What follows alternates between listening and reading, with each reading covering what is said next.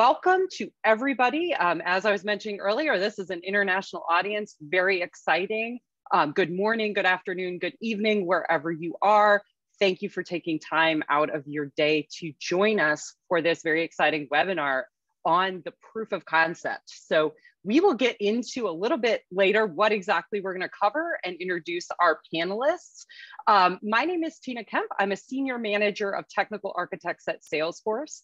I've been in the pre-sales world for about 7.5 years. Before that, I was in testing and in service delivery. So my career, I've been at every stage of the software lifecycle, it seems. I have pretty much always been in either specialization in IT products or solutions architecture, more in that space the whole time I've been at Salesforce. And for the last year, I've been managing a team of technical architects that cover our retail and consumer goods vertical for that space. So very excited to be here today, and a warm welcome to all of our panelists, Chris, Lara, and David, and for all of you. So diving right in, let's just recap why we're here and what we are doing. So thank you to all of you also for making PSC possible. This is truly a community-driven organization, and the value that comes from this organization is what all of you put into it. So thank you for joining us today. Thank you for being a part of this. We appreciate each and every one of you, and just excited to have you here and do this conversation today. So how to get the most out of today's session? We're going to ask that you ask questions in the Q&A feature. So if you have not been on a Zoom webinar before for a while, there's a Q&A feature. So if you have questions for me or questions for the panelists, drop those into the Q&A feature. You're welcome to use the chat throughout the presentation to have dialogue with one another, comment on what's going on. So the chat is more for you to interact with each other. The Q&A is for us to take questions and make sure the questions get answered. And we'll work that out. If you don't do it perfectly, we'll work that out. But that's kind of what we would ask you to do as guidelines. So before I introduce the topic, I am going to pop us over here. And we're going to have a poll. I want to get a sense. We got a great sense in the chat of where y'all are coming from. Let's talk a little bit now in this poll. What is your role in pre-sales? Okay, so please choose one choice here that best describes your role in your current work. So we'll leave this up for a couple minutes to get some answers in there.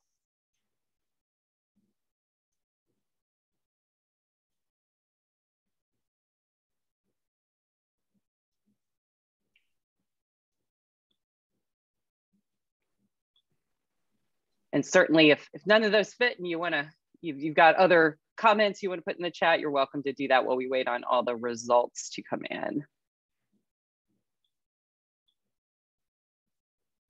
All right, so it looks like we have our results.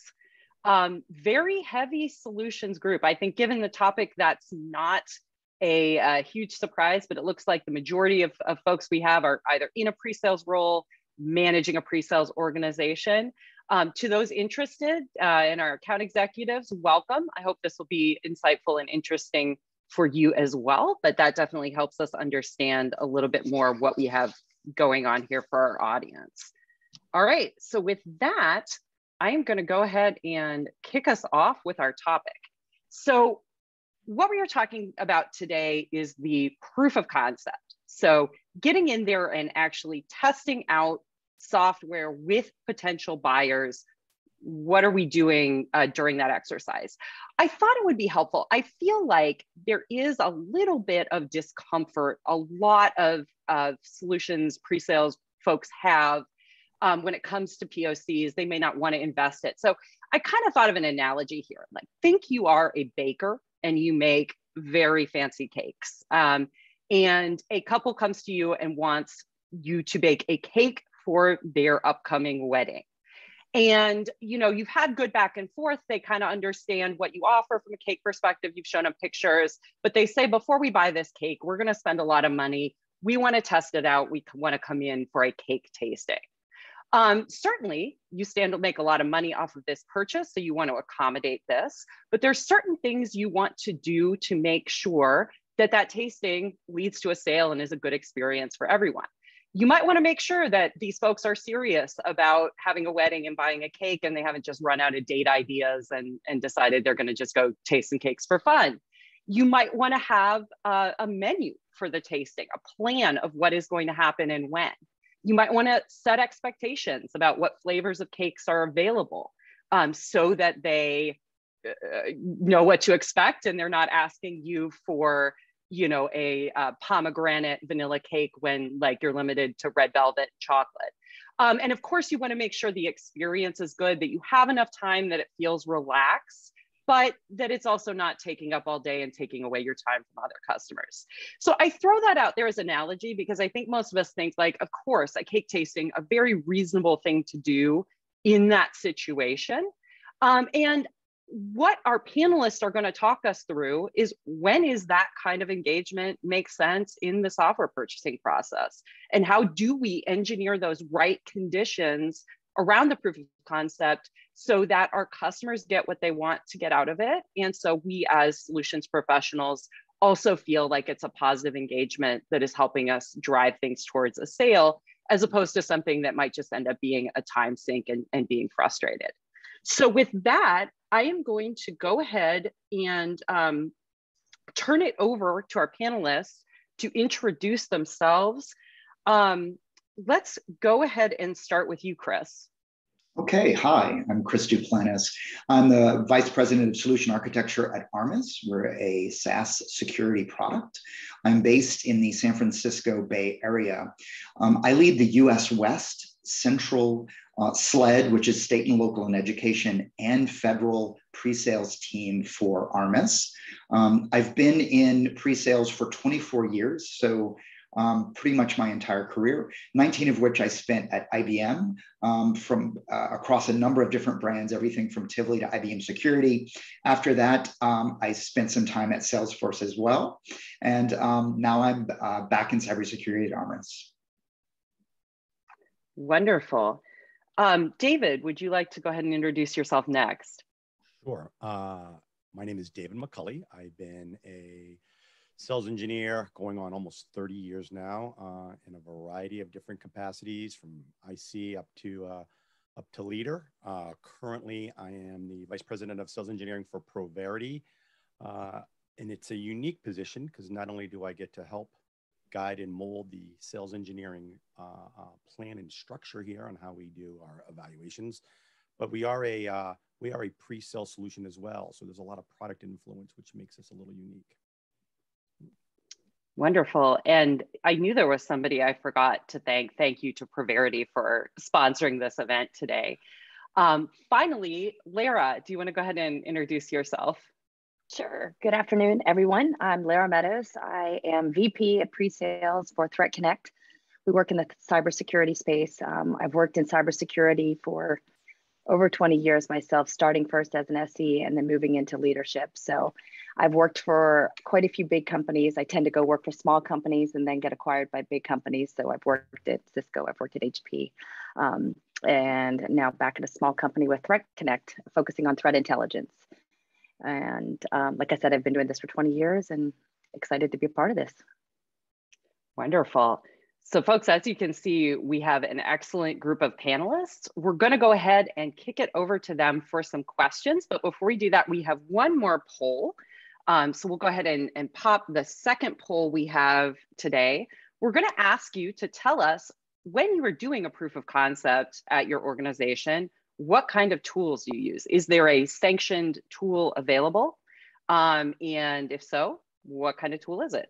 And again, you are welcome to go ahead and talk about that in the chat if you would like as well. I am not seeing that poll come up. So we will go ahead and kick off the panel conversation. And then if that poll comes up, feel free to vote. Well, I'll take a pause and talk about the results then when it makes sense. All right, so first question we have here. And I teed this up a little bit in my intro. But many organizations want to avoid POCs because of the complexity, because of the potential for things to go wrong. How do you see that impacting your sales revenue, though, if customers are acquiring solutions without doing that due diligence and without actually taking a hands-on look with the software? So we will start with Lara for that one.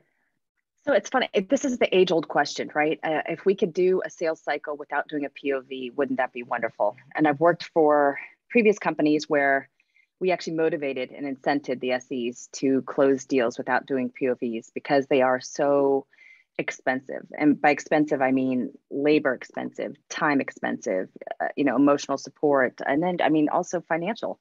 The impact that it takes to put that you put on your company to stand up a POV is a lot of cost. So there's this age-old question of, can you get around a sale without doing a POV? And I find in our industry that's not really realistic. People are spending a lot of money. They want to kick the tires. They want to actually take it for a test drive, and they want to be able to see how this is going to work in their environment, how easy it's going to be to deploy, to use, to administer, and all that good stuff. So I think it's a really tough question to answer. Yes, in a perfect world, if we could get away without doing them, that would be fantastic, but I don't know if it's realistic. So it's something that we just struggle with constantly. And I know we'll talk about this later, but just making sure that in the sales cycle, are we in the proper part of the sales cycle to be doing the POV? Is it not just, a stage 2 right after a demo, next is POV? We want to make sure that we're qualifying it and we're doing due diligence to make sure that, like you said, the cake buyers are in fact realistic buyers, that they know what they're talking about, that they have the experience, they have the time, they have the money, and all the other qualifications necessary to begin the POV process. That's a really good point. And there was actually a question that came into chat while we were kicking off here. Lara, would you mind differentiating a little bit between, like, when you're talking about a POV point of view and a POC proof of concept? What is the difference between those two concepts there? This, I feel like, is a religious discussion because people really have opinions about proof of concepts versus proof of values, right? Proof of value, so, yeah, sorry. Yeah, so are you showing the value or are you proving out a concept? And I really go back and forth, and I know people are going to have probably much stronger opinions than I do. I think they go back and forth. I think you can use them interchangeably because you're proving, the concept has been proven, right? We've built this concept, we are demoing it, we are deploying it, we have customers using it, the concept's there. It's tweaking the concept to make it relevant to customers. And then showing that value to those customers. So I would ask Chris and David, you guys might have different opinions, but I use them interchangeably. And it was a religious, people had strong opinions. Yeah, Chris, do you want to weigh in this on POC versus POV, but also, why do them? Why not avoid these? Yeah, certainly. I certainly agree with Laura. So I pretty much use POV and POC interchangeably at this point. I do believe there was a shift from generally always people using POC to doing POV because they wanted to show the business value, right? And so I think companies in general, the last few companies that I've been at have been POVs. So I think there is a that people do believe that it sounds better and that there is more action of what we're actually doing and showing value as opposed to just showing the concept. When it comes to doing POCs or POVs, I think that there are a lot of variables that determine, do we need to do one? Number one, what's the stage of the company that you work for? Are you at a startup? Are you at a mid-sized company? Or are you at an enterprise? It's going to really determine whether or not you have to do a POV or not. If I'm at an enterprise company, we have existing customers, we have contract vehicles, we have ELAs, we can get out of POVs, right? We don't necessarily have to do them. There's a lot of ways to sell product that aren't necessarily running in and doing a POV. If you're at a startup, it's entirely different. You almost always have to do a POV because you're an unknown. It also really matters the number of competitors in the space. The larger the number of the competitors in the space, the more likely you are to have to do a POV because they're overwhelmed with choice. They're gonna say, well, I'm going to select 2 or 3, and then I'm going to run a POV. So again, very, very difficult to get out of a POV in that instance. And the last thing is, how easy is it for your solution to actually do a POV? I work at a company now. POVs are very, very easy. And we find that we do a better job of doing a POV than our competitors. So we actually, if it's a remotely competitive situation, we push for a POV because we feel like we can execute faster. So I think all of those matter, and it really matters what company you're at, what solution you're selling, and to make a determination. David, let's get you in this discussion here. So at what point of the sales cycle would you recommend positioning a POC or POV? So we're making the assumption on our first question that we have to do them, right? So that assumption is now made. I think we need to start that as soon as possible. And this will depend on the organization. As Chris stated before, every organization is different. So we're a smaller company, we have to do a POC. I think we have to prepare that it's coming, right? Because the goal is to get there, because without getting through that technical validation to show that we've proved that value, we're not going to get this deal to continue moving forward. So I think we always need to be thinking we're going to move our way into this, and we need to be preparing for it. And we just need to make sure that all those steps are in line. So when we get into the POV, we're ready to go. So that qualification element, which I think we may get into, is also a very important thing we need to be thinking about prior to actually getting into these POVs. Chris, what about from your perspective, where do you position them in the cycle? I mean, I think as a startup that they're much earlier in the sales cycle. So they're early, I would say early to mid in the sales cycle. What we want to do is ensure that the opportunity is properly qualified. I mean, that's, ultimately it goes down to, do they have a budget? Do they have a pain that we're trying to solve? We really need to determine that before we do a POV. Once we do that and we're able to then get success criteria, we'll start a POV is very early in the sales cycle if we can get those things checked off. Great. Yeah, and that was actually. Oh, go ahead, Lara, because we're going to take it straight to qualification. I'm so sorry. If you want to go. Well, I was going to say it's interesting. Well, just kind of teeing up on what Chris just said. I'm so sorry to talk over you. I've noticed this trend where you're definitely right. With the younger companies and the ones that are trying to prove their technology, and there has to be more of that upfront technical selling, and doing the hands-on helps. I remember back in the old days, where the proof of concept was the final nail, and it was if you go through and we successfully complete this POC, then you're committing to buy, right? And those days seem to have gone, even though I keep trying to push for those, but they're not happening. One thing that I am noticing though is that there's an earlier sense in the cycle that people are tending to do it. And it's almost like, okay, I've done my qualifications, I did my discovery call, I did my demo. Okay, step 3 is the POV. And I've noticed some tendencies with younger, maybe less tenured sales reps, where that seems to be step 3. And that's one of the things that we're trying to break in our company, to say, no, it doesn't have to be step 3. Let's make sure that we understand, like you said, the value, the pains that we're solving, and the things that we're trying to do before we even broach the subject of doing a proof of concept. If I hear a rep say, kick the tires, it drives me crazy, because I'm like, no, we don't want to kick the tires. It's, we're not just going to give them the keys and let them run off. We want to actually have some scope and have some guidelines around what we're going to do as part of this POC to control it and to be able to guide them and have a successful experience. Yeah, so we got a great question in the chat that's actually right on that topic. So, kind of to the idea of qualification, what is the agreement you need to have with your sales counterpart? What do you ask for from your sales teams, or what should a pre-sales professional ask for from their sales teams when you do have a rep coming in and say, we got to kick the tires, or they got to get hands-on, or all of these things that are often said? And Lara, you could answer that if you want, and then maybe we'll kick it over to David.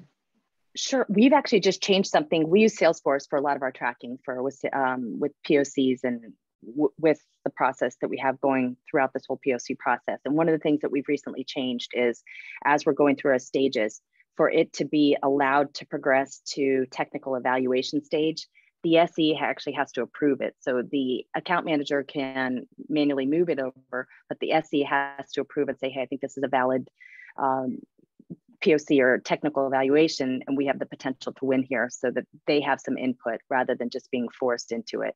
Now, we're in the beginning stages of that, so we'll see how it goes, but I do like the sense of empowering the SE with the ability to have some say in whether or not we go forward with these. Yeah, David, what thoughts do you have on that or on qualification in general for? So I think a big challenge we have in the qualification element is that human connection with the customer or the person that's going to be doing the evaluation. To me, this was always a big qualifier to make sure I was in early, had that relationship with those individuals. As Lara stated earlier in my career, a lot of our POCs were done in person, right? We would be on planes and traveling around, and you were able to make that relationship and that connection. And you could tell when you were in a good POC and when the qualification of that human connection was important. We can check off, do we have the money? Do we have the time frame? Those are just checkbox. Yeah, we heard that in a meeting, so we have it. It's really that connection element. I think one of the challenges we've had in the last few years with the pandemic is we've lost that, right? So now we're all working on Zoom calls and working over the internet and working phones. We've lost that connection, so it becomes a little harder to make that human connection. When you meet with a customer face to face and they're serious and you see it in their eyes and they're talking to you, we're serious about this, And I think today it's a lot harder to determine that because of the situation we're in globally with the pandemic. Absolutely, yeah. And so one of the things that I think, we're using to bridge that gap is success criteria. And that's, I see Jonathan called that out in the thing. Success criteria are a must. So Chris, what are some of the key success criteria you define when going into one of these exercises? Well, I think it goes hand in hand with, first of all, success criteria for the entire opportunity, not just for the POV. So we've implemented sales methodologies where we look at the opportunity as a whole first. We determine things like, is there a business need? Is there budget? All of those things we've sort of talked about in advance. If you don't have that, you're not setting yourself up for success with a POC, even with our own success criteria that we have to run in the POC. Within a POC itself, whatever your solution is, you want to make sure that your success criteria are very well defined and they're measurable. They're based on business value and they're based on KPIs. You can say they cannot be subjective. It cannot be an open-ended success, right? Who's going to make that determination? You want it to be very, very clear and documented. So for instance, I might say ability to perform API queries. Well, what does that mean? What do they really want? But if you would say the ability to perform API queries for a device, IP address, and user information, very specific. That's a yes or no. We're either going to get the check or not. So I think that that's what's important, is how you form the KPIs more than what are the KPIs. Very insightful. Lara, anything you want to add to that? Other success criteria you look at? 100% agree. They need to be something that you can measure, that you can quantify, or if you can quantify it, even better. One of the things we try to do is do some sort of a stopwatch test where how long does it take you to do this now? Let us show you how we can reduce that time. And so then you have the ability to show a measurable time reduction and how we're adding that value immediately. Definitely. Yeah. I totally agree with that as well. That's awesome. Great. Shifting gears a little bit, what if you have multiple POCs or POVs going on at one time? Especially like, what if you have one resource on your team juggling more than one of these?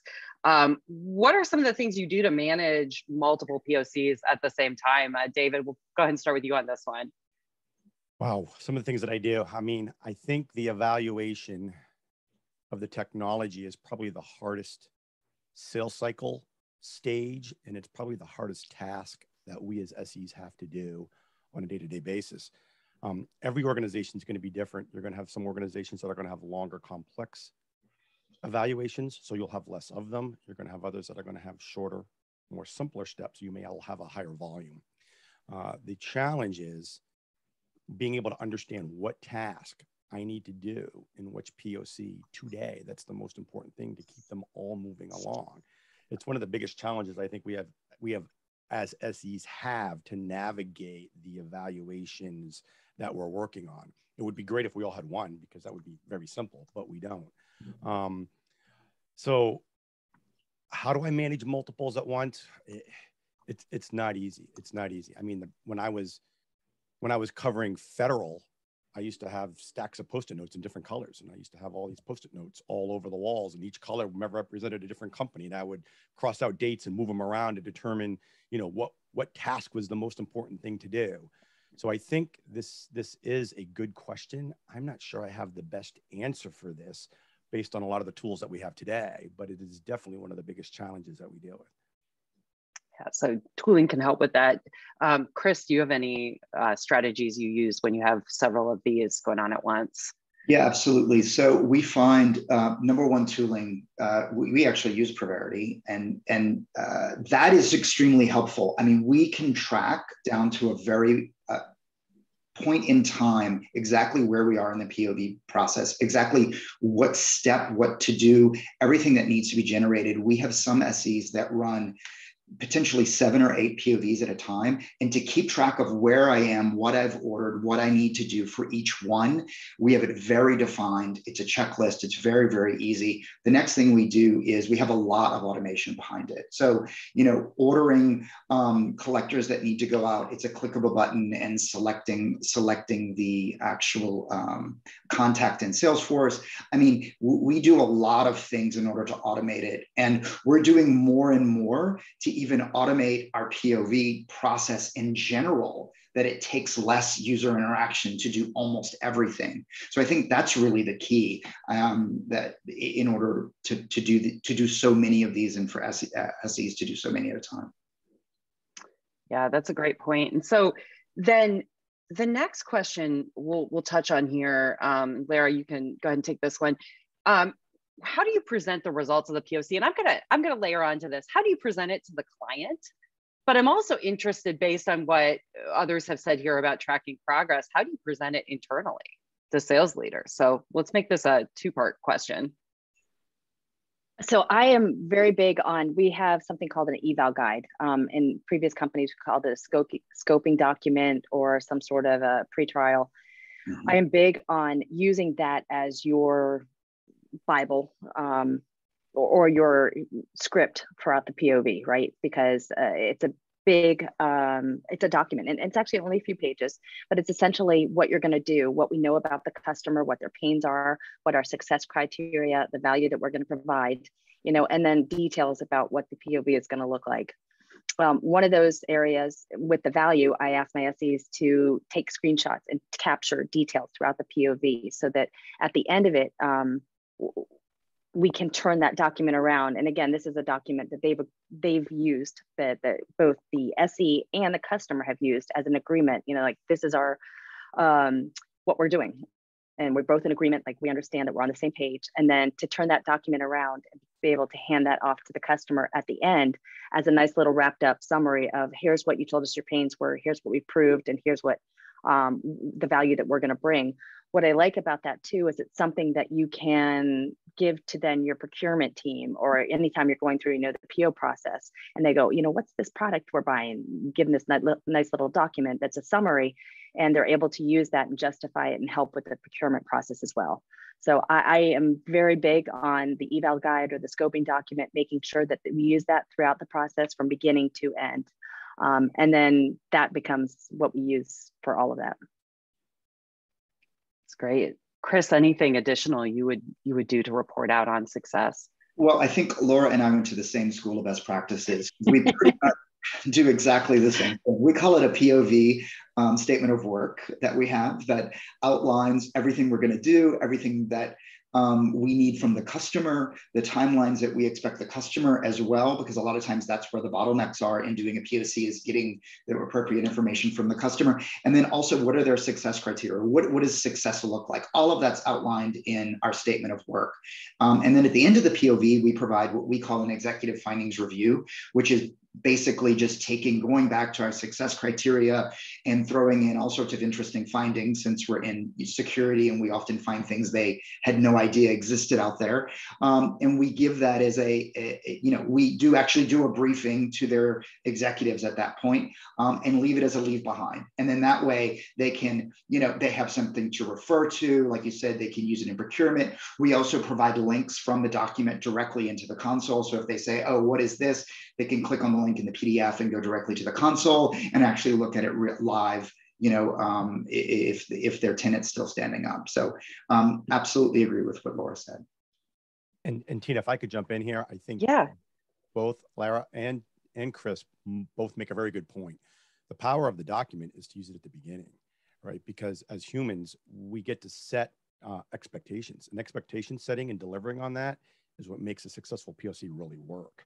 So the more that you use that document on the front end and just show that extra level of professionalism that not only you're going to run this customer through this journey of a POC or a POV, that there's an element of professionalism and expectation setting along the way that document is extremely powerful in doing. Very insightful. Yes. The expectation setting can be everything, I think, in this. As we look at this, so I think we're making a good case here for the value of doing POCs, POVs with our customers. How do organizations get to a point where they can do more of them? And so, Chris and Lara, it sounds like you are both at organizations where this is part of your sales cycle. So what tools, what tactics do you do to be able to make this truly a part of how you sell? Lara, why don't you go first? Okay. We use a lot of tools, and I have to tell you, the more I'm hearing about Preverity, I actually want to try it now, because the fact that I can automate some of this sounds fantastic. Right now it's manual. So we do a lot of manual tools. We use Asana for understanding what the POV process is looking like. So being able to set up, like, what are the things that you need to do ahead of time? What are the steps that you need to set up your environment? What are the things that you need to do internally as well as externally with the customer? And then you go into salesforce.com, and ours is all automated through Salesforce. The request to create the environment, we're a SaaS tool, so we're pretty easily able to stand them up and get them up and running. And then there's a lot of pre-work that's done. And for us, we try to do weekly touch points, maybe twice a week, and then wrap them up within 2 to 3 weeks, ideally. But it's a mixture of manual and automated processes right now is what we're using. I don't know if that answered it. No, I think that's great. Chris, anything you want to add? So we have, we're pretty automated at this point. We've taken, we use a lot of tools like everyone else, right? We have Salesforce. We have our threat intelligence team uses Asana for tasks. We use Jira for feature requests. And what we've actually done is done a single pane of glass with Preverity for our SEs, that not only they can see the Slack conversations that are going on based on the POC, they can see the feature requests, their success criteria, they can see, they can interact with the data team through a connection with Asana that we've made through Salesforce. They can enter all their fields that are necessary in Salesforce that flow over to the reps that actually use Salesforce directly. So we've made it very, very simple for them to do that. And it's really helped with us scaling with the number of the number of POVs we can actually do really, really well. The other thing is, we're a SaaS product, so we have an advantage over on-prem solutions. And that's just, and we know that, and we exploit it. That's part of our value add, is we can do things very, very quickly. So we're actually we have an entire portion of our R&D that is writing the ability to do automated POVs. So we're going to actually be able to do smaller scale ones that are going to be able to sign up online and actually run through some of the things. We jokingly call it Project IKEA, because it's like, you get the box and you get the instructions and you do it yourself.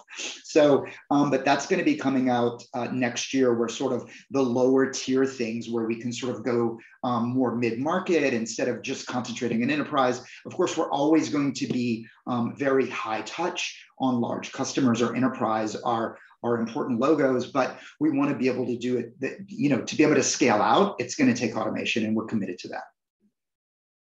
Excellent. I think you bring up a good point though, Chris, because we're a SaaS solution too, but we're noticing a trend where certain locations and certain industries are requiring on-prem POVs. And that's a whole different ball of wax, because the prep time that's required, the qualification, the customization that's required for doing the on-prem is completely different. And so what we're finding with those on-prems is that they're just a lot more time consuming. There's a lot more that can go wrong. And even though we try and point our customers to the SaaS and to do the cloud SaaS version, we're just seeing more and more people wanting hands-on in their environment running. And then we could probably do a whole topic just on on-prem POVs. I think we could. All right. Well, so 2 more questions I've got for the panelists here, and they're a little tie-in. How are you using POC successes to measure pre-sales effectiveness? And so, David, why don't you jump in? How might we use it to measure the effectiveness of our pre-sales organization? Yeah, so this is a very interesting topic. I think the success of the POCs and how the team is performing as a whole is a powerful element. I think we as sales leaders use this data at the end of the quarters and during our yearly calls to help justify different elements of our teams, like AE to SE ratios. How many do I need on a team? I think one of the hardest things to calculate, and we've had conversations on the pre-sales collective about this, is how do you calculate those numbers? And a lot of folks just try to do it by industry. I actually think there's a concept called a point of diminishing returns when it comes to POVs or POCs. And that is, how many can an average SE do in your organization with your uniquenesses? And when they take on that one more, they all suffer. And then how do I keep my SEs from taking on that one additional POC and finding what that number is? I've tried extensively to calculate these and collect the data to be able to do it. And it's a kind of a complex manual process. And without tools, it's very, very hard to do. But I think as more and more pre-sales vendors come online and we get some more automation, I think we're going to be able to find out more and more data elements that can help contribute to some of these stats that we need to help make these decisions and make them better, to keep the teams functioning at a higher level, at a more success rate. So I think it's really to be determined on how this is going to end up. There's a little bit of unknown in the future here. But if you've been doing this a long time and you understand the challenges, you're kind of excited about the data and where this could go when it comes from a management perspective. Yeah, absolutely. Lara, what about within your organization? How do you use POCs to judge pre-sales effectiveness? So we have a success criteria field, a POV success criteria field in Salesforce that we use. We have 3 categories. Yes, it was a technical win.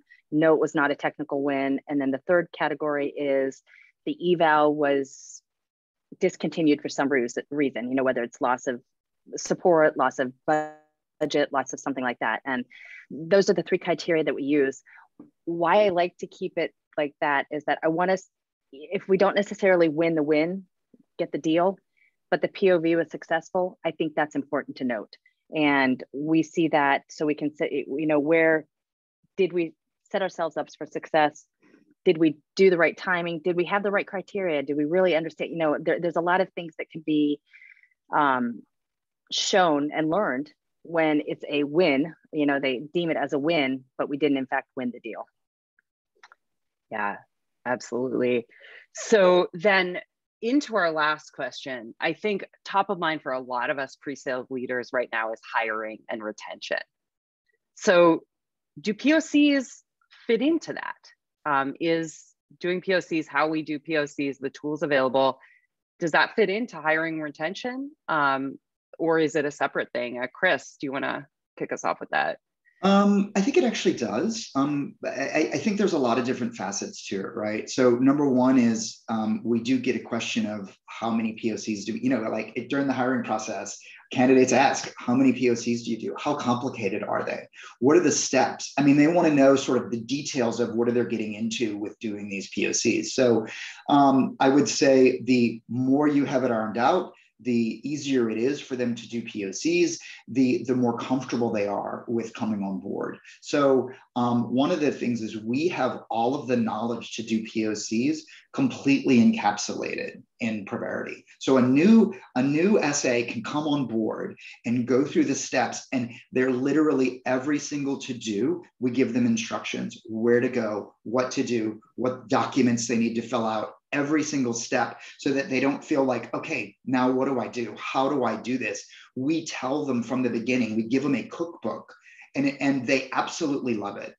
They really are, they feel so much more comfortable with doing them. They feel like that the company's behind them, that they have all this support. So that's really, really great. The carrot for the existing, for our existing SEs that have been here a really long time, is the ability to be able to manage and run a lot of these things very easily and repeatable, and they're not having to do things that are very time consuming. So I do think all of those things really impact both hiring and retention.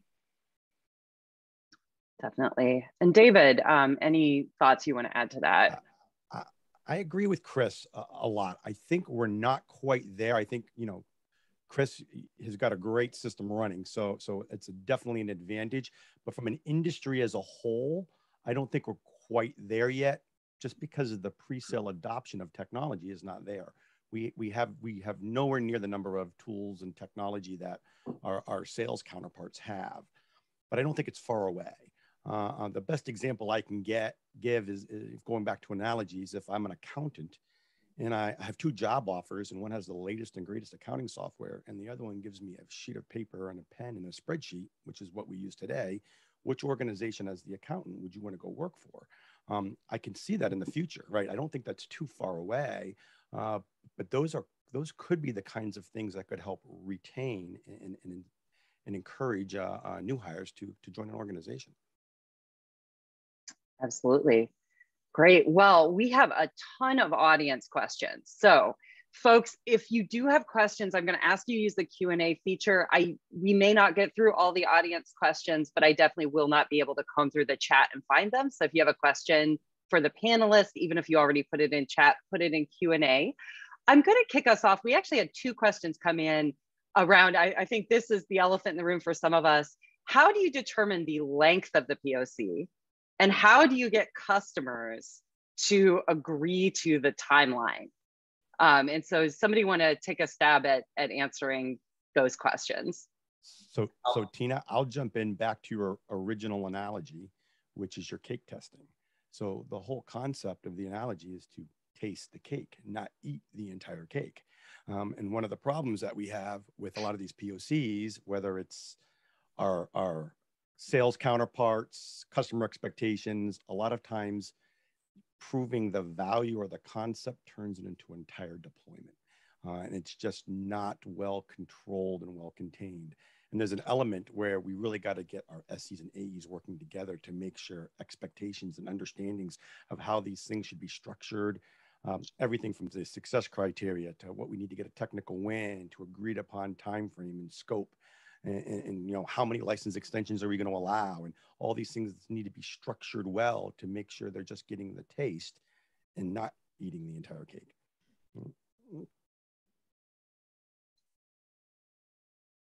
Other thoughts on that one? Yeah, so I think this is really interesting. One of the things is we know exactly how long it takes for us to show value with our product. Like, we can do it in a week. However, what the holdup is usually on the prospect side, right? There's some information, there's some group that we need to engage or something. So That's always problematic. We outline that in advance to make sure that they know we need these things, but there's always delays. So, the reality is, do we ever do a week-long POV? No, usually they're more of a month. However, at that point, you're like, okay, we've had enough time here. You're not engaged in the process. The other thing you need to be really careful of is success criteria sprawl, where they just keep adding on and adding on and adding on. You have to stick to the original success criteria and say, no, this is what we're going to do. If we have enough time, you add in a couple of ones at the end, right? Because you'll say, well, I want to give them a little more. But I mean, other than that, you really have to stick to the formula to make it successful. Amen. The eval guide, sticking with your scoping document, because that scope creep just grows and grows and grows. And it's amazing how often, though, one little feature of, hey, can you just show me how you quickly do, that becomes something so big and cumbersome that doesn't work, that ends up the POV blows up in your face. So sticking to that original agreed upon eval doc and saying, this is what we're going to do. We're giving you the taste of the cake. I love that analogy, Dave. I love that. Absolutely. Just a taste of the cake is what we're doing. Stick to the cookbook. You can thank Tina. Yeah. Tina started it. I love it. We have a couple questions coming in there about differentiating between different types of POC, POV experiences. So guided trial versus a heavy touch with a pre-sales professional basically acting kind of like a project manager, or, maybe it's a paid trial versus a free proof of value. What are some of the different levels at play in your organizations, and how do you make the distinction between who to send down what path? We do not do paid pilots. We've had a couple go this year and they've just gone completely awry. So we are trying to not do those at all. The one thing I will say, though, that I meant to mention earlier is we try to do something more of a guided demo, customized demo, if you will, before the POV. So if we can actually showcase some of the integrations and some of the advanced capabilities as part of a demo and be able to walk customers through and do almost workshop type meetings ahead of time before the POV, we can give them some sort of experience and give them, it's like a customized training to alleviate the time spent during the POV, so that when they actually get into the POV, they've already had a couple of hours of training. So it makes the POV go a lot more smoothly and a lot more successfully. Yeah, we actually do both POVs, we do paid POVs, and we do pilots. So it really all depends on what the customer's needs are, where, who the customer is. The pilots usually come into play when, they want to do more than one site. Like they're a very large enterprise and they're like, well, we want to do 5 or 10 sites. So, well, that's beyond the scope of what we're willing to do on a free POV or even a paid POV. So we do those as a pilot. And then, maybe that money is rolled back into a greater, to the greater purchase later on. The same thing with the ability to do paid POVs. One of the things that we find is, in some instances, you actually do want to charge. So we have a SKU. We do have SKUs for POVs. We don't use them all the time. We often use them in a way that we'll do it and then credit it back, and it's a $0, and they have to issue us a $0 PO. And then that way we actually get through their procurement system as part of moving the opportunity along, so that we understand the procurement system, we understand who we're going to be dealing with. So it's an interesting way to sort of get you further along in the sales process, really more than charging for the POV itself. Excellent.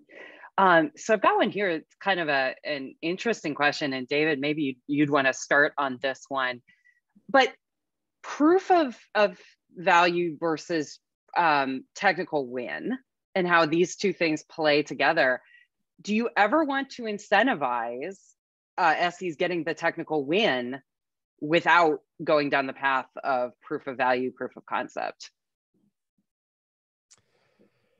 I don't know. I think I see them as kind of tied. So if you're going to go down the proof of concept, proof of value, you're in that evaluation. I'm a bit binary on this. I know there's different philosophies, but at the end, you either win it or you don't. There might be reasons why you don't win it. I get nervous on incentivizing proof of concept or proof of value win because I don't want my teams to accelerate it to get the win, meaning, okay, yeah, we like your tech, but really maybe we didn't see the value. So you don't want to get the technical one of the evaluation at the expense of maybe losing the deal, right? So that's a careful line you have to walk. So I would be hesitant to comp on getting a technical win. I think the structure around a deal is the way to go. Ultimately, that's what we needed from the organization. We need that opportunity to come in as closed won. So I think I would lean in that direction. Yeah, I would agree. I mean, personally, I think it's better to compensate on winning the deal than opposed to a technical win. First of all, you could get down the road that could be subjective, which is not someplace that you'd want to get. The other thing is we are getting to a point where we are being able to win deals without doing a POV. But what we're finding is those are actually harder to implement. You don't have all of that information that you've gathered during the POV process, the success criteria, the use cases, all of these things, and then we hand it over to our customer success. So there's actually more work that needs to be done a lot of times if we don't run a POV. I would also be curious too to measure the stickiness of the customer after they don't have a POV. So because there's a lot of learning and a lot of level of training that happens throughout that POV, that the level of comfort. So they're excited about bringing it on. And when you don't do a POV, sometimes they lose that and they end up not renewing. I agree. We've seen that. I think that's an excellent point to end on. Yes, we're in it for the long haul, and the POC can be absolutely a way to ensure the customer buys not just today, but they stay with us for a long period. Great. Thank you so much to our panelists. We do now have just a quick poll we want to do for the audience. Just how did we do today? Rate us 1 to 5. Will we see you at the next event? So go ahead and answer that poll now. While you are doing that, I am going to go ahead and jump in to speak a little bit to our sponsor, Preverity. As you saw during the course of this conversation, tools, automation, metrics, these are all things that came up a lot in our answers. And Preverity has a tool called Evaluate XM, where you can get insight into what's going on with your POCs, maximize your technical win rates. Their consolidated dashboard lets you see all POCs in progress, the status, the health, win-loss ratios. This enables pre-sales leaders to have peace of mind that they are on top of things, that we are coming through, we're closing any gaps in the sales cycle and accelerating deal closing. This is the only, Evaluate XM is the only proof of success platform solution built to manage the evaluation process, giving insight into account managers and solution stakeholders, and with AI-powered insights offering real-time visibility so that any member of a project's cross-functional team can act on key information and make those proof of concepts a success. If you got questions about that, you want to have a further conversation, Dave McCulley, our panelist, is who you can call here. Direct message him on LinkedIn, or his email is there. We will also send that information out after the event. So big thank you, David, to you for being a panelist and for Preverity for sponsoring today's event. I don't know if we have poll results or if that's just for us, but I do have a couple of call to action. This community, as we said at the beginning, it is all about you. It is you sharing your insights. We had a lot of great conversation in the chat today during the call. Continue that conversation in Slack. If you do not know how to join our Slack instance, stay tuned, register. It's a PreSales Collective website. Go there, register. You'll be invited to Slack. But that's where we're having these sorts of conversations all day, every day with pre-sales professionals worldwide. So I would encourage everybody, get started, go in, introduce yourself, join in the conversation. Pre-sales Collective is what you make of it as pre-sales participants. And then keep an eye out for upcoming events. We hope to see you at the next one. I will go ahead and wrap us up here just by saying thank you again to our audience. Thank you very much to Chris, Lara, and David for being our excellent panelists. I know I learned a lot today, and hopefully you all did as well. And we will see you at the next PreSales Collective event.